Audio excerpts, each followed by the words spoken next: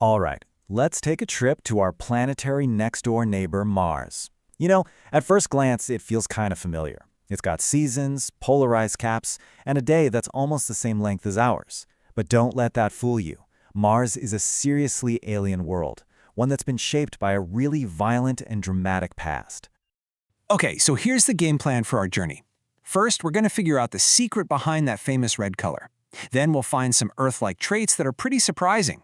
After that, we'll explore its absolutely giant landscapes, look for the ghosts of ancient oceans, and finally, we'll meet its two bizarre moons, Phobos and Deimos. First up, let's talk about the most obvious thing about Mars. From ancient astronomers naming it for the god of war to our modern rovers kicking up that red dust, its color has always defined it. So, what's actually going on there?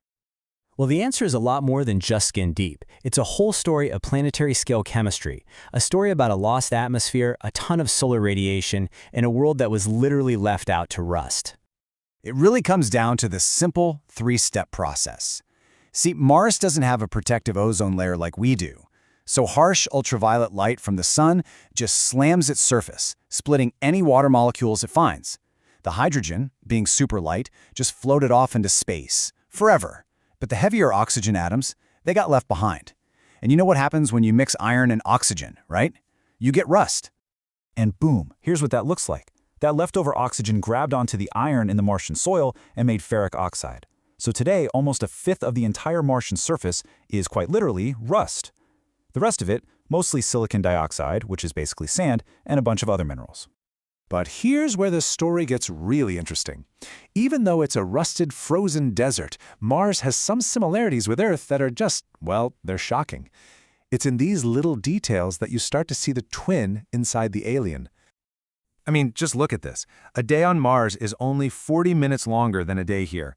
And its axial tilt, the thing that gives us seasons, it's almost identical to ours at 25 degrees. It's just uncanny. But that's pretty much where the cozy comparisons stop. Remember that thin atmosphere we talked about? It has less than 1% of the pressure we feel here on Earth. It's so incredibly thin that if you were to stand on the surface without a pressure suit, the water in your blood would, and this is no exaggeration, literally boil. So what's underneath this super thin air? A land of absolute giants. Mars is a world of extremes, with features that make even Earth's most incredible landmarks, like Mount Everest or the Grand Canyon, look tiny. Let me introduce you to Olympus Mons. This is the largest volcano in the entire solar system. It stands at a mind-boggling 25 kilometers, or 16 miles high. That's almost 3 times the height of Mount Everest. So how did it get so huge? Well, Mars has lower gravity and no tectonic plates, so lava could just pile up in the same spot for billions of years. And if you think that's wild, get this. Valles Marineris. This thing, it's not just a canyon. No. This is a massive crack in the planet's crust that stretches for 5,000 kilometers right across its face. To put that in perspective, imagine a canyon system that starts in Boston and stretches all the way to Los Angeles, and you'd still have room to spare. It's about a quarter of the way around the entire planet. Just incredible. So, you see these giant features, and you have to wonder, how in the world did they get there? Well, carved into this rusted Martian landscape are the ghosts of a very different past, a time when the planet was actually flowing with liquid water. And the answer is a definite yes. Today, Mars is a frozen desert. All the water is locked up as ice at the poles or buried underground, but the ground itself is covered in just undeniable proof that it was once a much, much wetter world. A world that might have even been able to support life.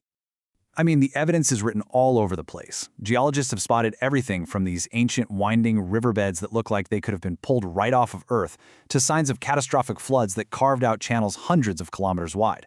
They've even found these things called teardrop islands, which formed when huge flows of water had to go around impact craters, leaving this really cool streamlined shape behind. Okay, for our last stop, let's look up from the Martian surface at its two little buddies.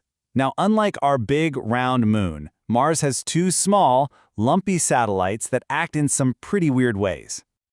Meet Phobos and Deimos, named for the Greek gods of fear and panic. Yeah, they look more like lumpy asteroids than moons, and for good reason. Most scientists are pretty sure that's exactly what they are.